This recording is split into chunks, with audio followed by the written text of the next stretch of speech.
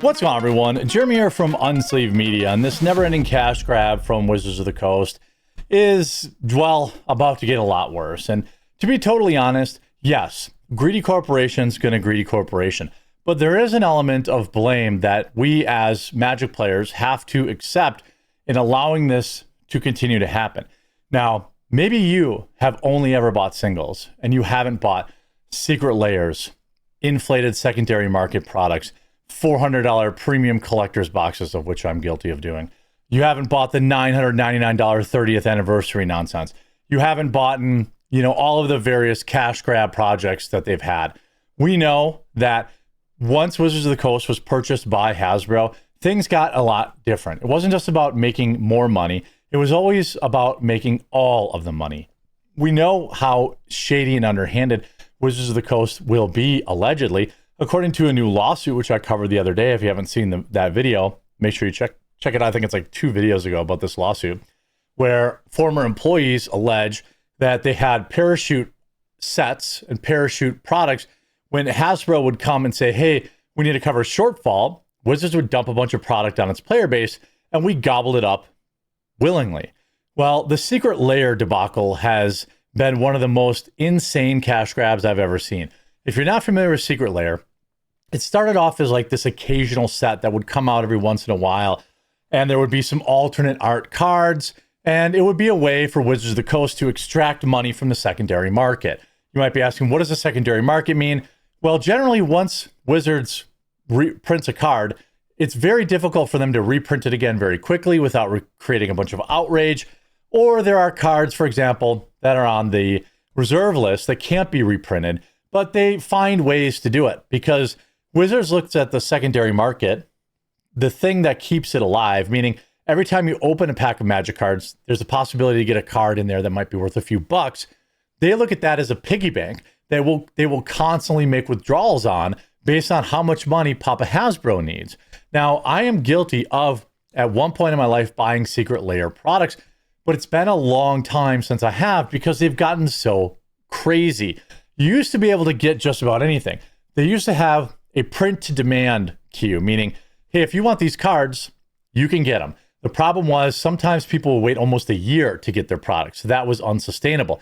Then they had a different system where they would try to guess what the demand would be, and then they would print extra, which led them to throwing out Magic the Gathering product. And then in this PR video that they did, they essentially blamed the player base for that. They could have donated it. They could have given it to local game stores who desperately need a product that they can sell at a markup. No, they had to throw it out. That was the only thing they could do. They couldn't donate it. They couldn't sell it at a discounted rate. They couldn't put it in the vault and then re-release it again in a few years. They absolutely had to put it in a landfill. So that didn't work. Then they said, well, we just can't figure out the logistics of printing these cards. We don't own the card printers. We're putting out 7 standard sets a year, 12 to 13 commander decks, bundles, theme decks, all sorts of product that they are forcing out of the market because they are trying to extract maximum value from the player base.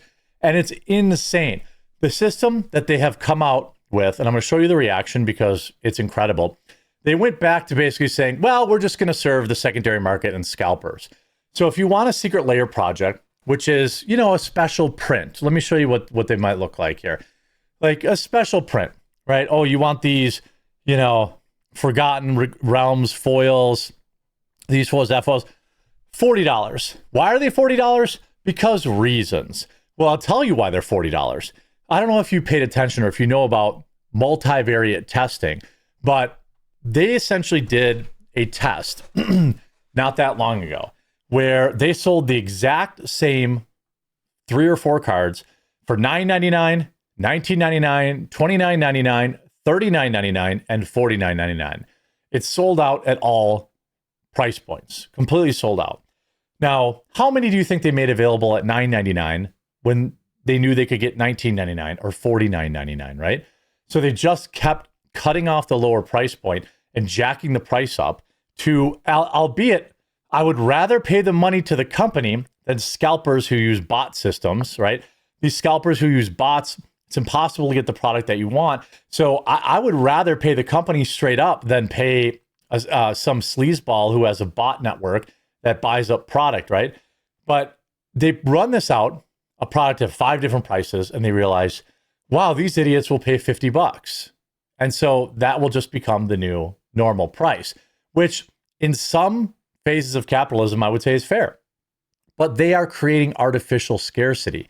So the system that they have decided to go back to is the broken, damaged system that players that love this game have loathed. They came out and they say, well, you have to spend 6-7 hours in some online queue for some undetermined amount of time, and you might not even get the product. And how many eBay sellers have 1,000 bots in line before you? Well, nobody knows. So now they went back to the limited runs. They are just escalating prices and serving scalpers. It literally only rewards scalpers, bot losers. Go to eBay, look up secret layer prices. You'll see they're double, triple, quadruple what they're available for on the website. That's who's buying 80% of the stock. Ultimately, by the way, they went out and did this stream, a damage control stream. And they said, we are never going to do print to demand again. Print to demand means I get it. Now I might have to wait a little bit longer. The reason they say you have to wait longer is they just can't figure out the logistics.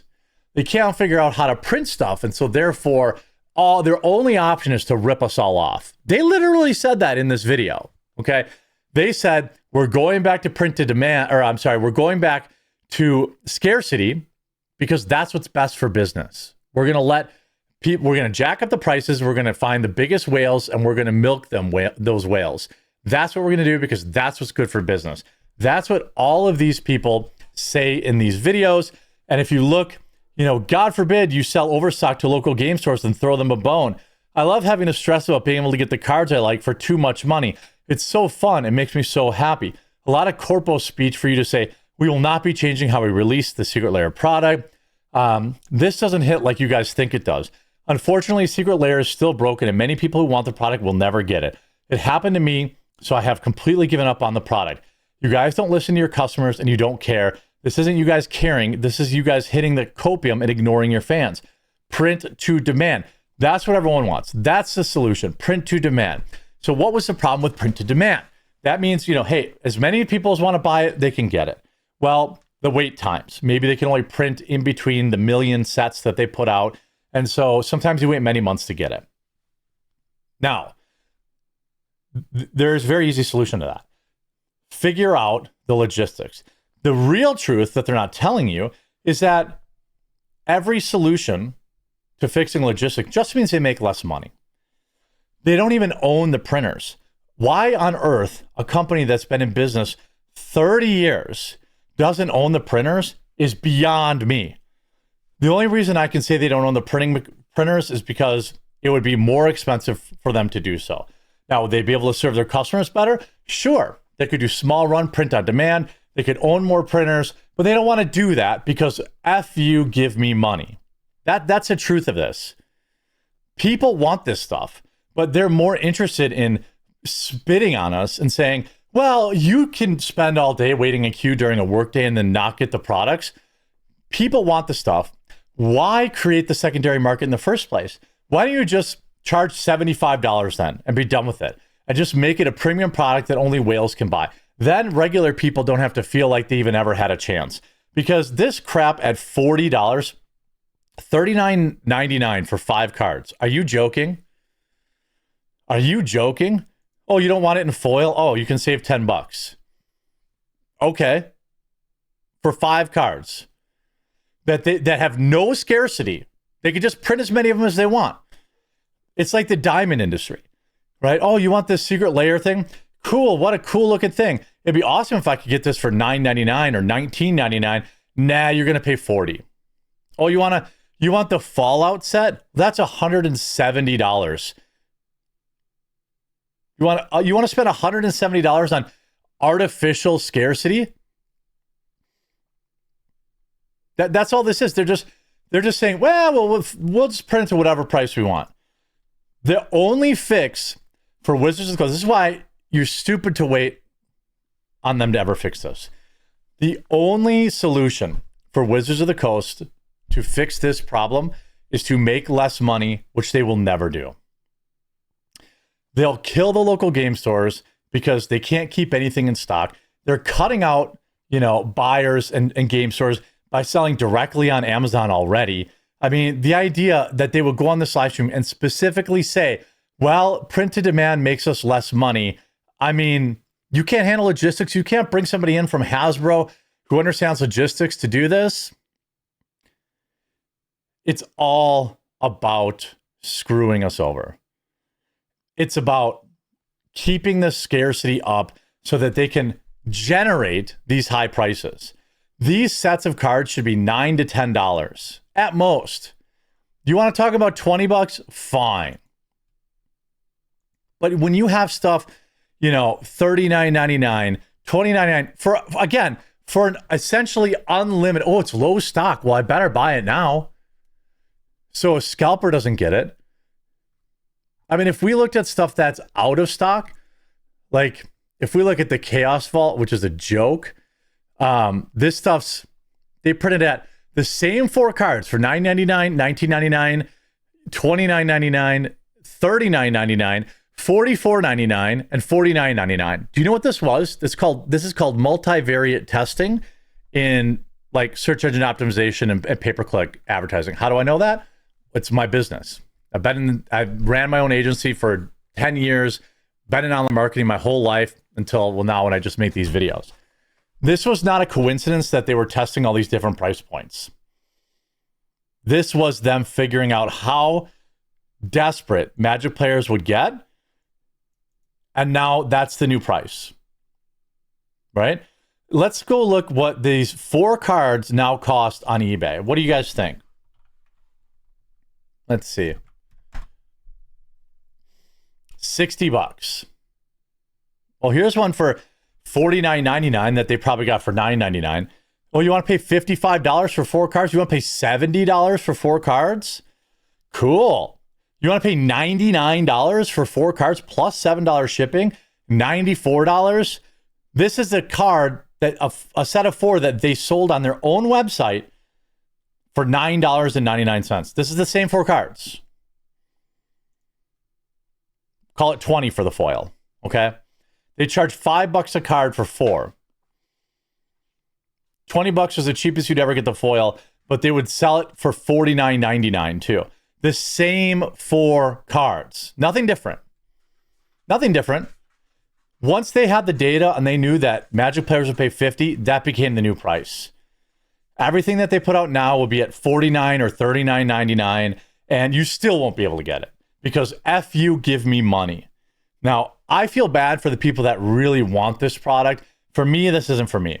I'm not paying $50 for Last of Us crossover cards. Not when I could print them myself. If I really wanted an altar, I would pay an actual artist to do an altar for me. I could pay a real artist $50 to do a better altar than this. It's just so sick. It's just so greedy. And like, they're going to overplay their hand. I've been saying it for years. Well, let me wrap up with this. Us Magic the Gathering players, the people in this community, we're part of the problem. As long as we keep buying at these high prices, Wizards of the Coast is going to do what corporations do and make us pay for it.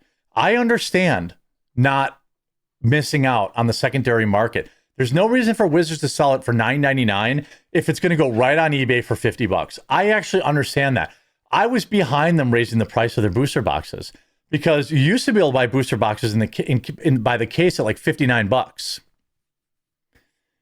I was fine with them raising it to 100 or even 130 because those very same boxes were just going up on Amazon and eBay for 130 or 150 anyway. Okay? I understand why they do that.